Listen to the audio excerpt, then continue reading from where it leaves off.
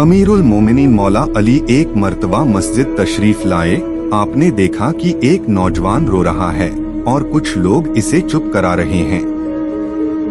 आपने इस नौजवान से रोने की वजह दरियाफ्त की। इसने अर्ज किया, हुजूर, शरीह काजी ने मेरे मुकदमे में बड़ा ही मायूसी कुन फैसला किया है। कुछ लोग मेरे बाप के साथ एक सफर में गए थे और सब तो वापस आ गए, मेरा बाप वापस नहीं आया। मैंने इन लोगों से अपने बाप के मुताल्लिक दरियाफ्त किया तो इन लोगों ने बताया कि इनका इंतकाल हो गया है। मैंने दरियाफ्त किया कि इनका मालो असबाब क्या हुआ। इन लोगों ने कहा कि तुम्हारे बाप ने कुछ छोड़ा ही नहीं। मैं इन लोगों को लेकर शरीह के पास गया। शरीह ने इन लोगों को कस्में लेकर छोड़ दिया। अमीरुल मोमिनीन मौला अली, आप जानते हैं कि चलते वक्त मेरे बाप के पास काफी दौलत थी। अमीरुल मोमिनीन मौला अली ने फरमाया कि तुम लोग शरीह काजी के पास चलो। खुद भी शरीह के पास पहुँचे और शरीह से दरियाफ्त किया कि तुमने इन लोगों के मुकदमे में क्या फैसला किया है। शरीह ने कहा, ए अली, इस नौजवान ने इन लोगों के मुताल्लिक दावा किया है कि यह लोग इसके बाप के साथ सफर में गए थे, मगर यह लोग वापस आ गए और इसका बाप वापस न हुआ। मैंने इन लोगों से दरियाफ्त किया तो उन्होंने बताया कि रास्ते में उन्होंने इंतकाल किया। मैंने इन लोगों से इसके मालो असबाब के मुताल्लिक पूछा तो उन्होंने कहा कि इसने कुछ छोड़ा ही नहीं। मैंने इस लड़के से पूछा कि तुम अपने दावे पर कोई सबूत भी रखते हो, तो इसने इनकार किया। मजबूर मैंने इन लोगों को कसम लेकर छोड़ दिया।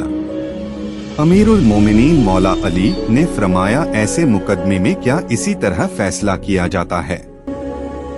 फिर आपने अपने गुलाम कंबर से कहा, सिपाही को बुलाओ।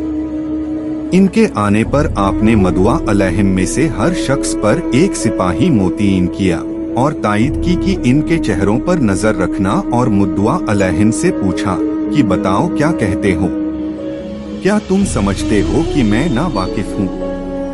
ये मुझे मालूम नहीं कि तुम लोगों ने इस लड़के के बाप के साथ क्या सुलूक किया है।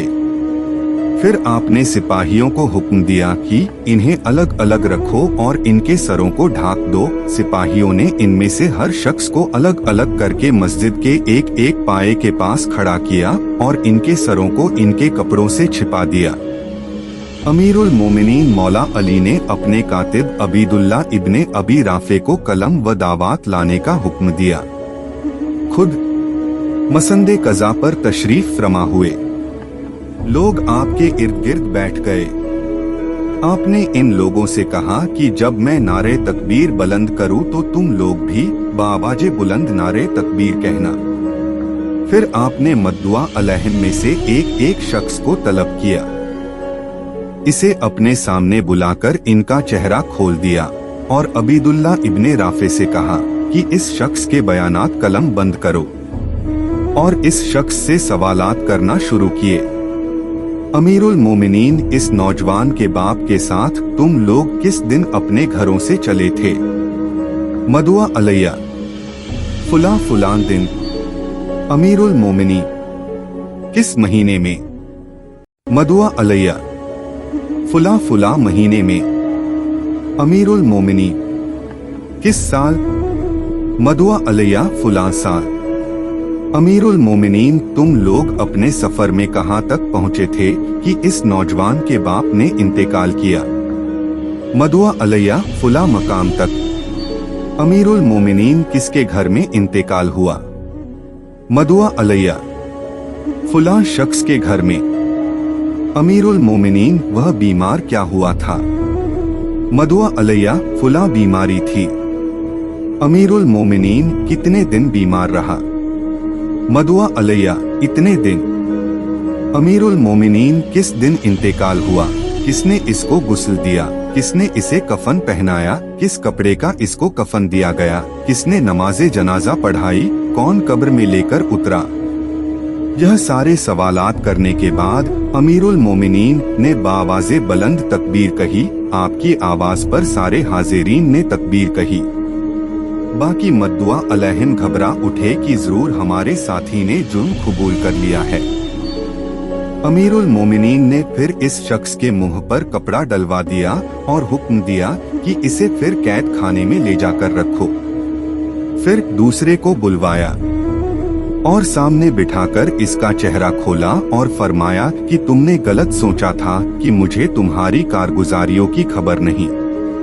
उसने कहा, हुजूर मैं अकेला मुजरिम नहीं, मैं शुरू ही से इसको कत्ल करने का मुखालिफ था। फिर इसने कबूल कर लिया कि वह शख्स बेशक हम लोगों के हाथ मारा गया। अमीरुल मोमिनीन ने बारी बारी हर शख्स को बुलाकर बयानात लिए। हर शख्स ने जुर्म कबूल किया और मकतूल का मालो असबाब कब्जे में लेने की गवाही दी। अमीरुल मोमिनीन ने पहले इस मद्दुआ अलैहिम को भी कैद खाने से तलब करके दोबारा पूछा तो इसने इकरारे जुर्म कर लिया। अमीरुल मोमिनीन ने मकतूल का मालो असबाब वापस लिया और इन सबसे मकतूल का खून बहा लेकर नौजवान के हवाले किया।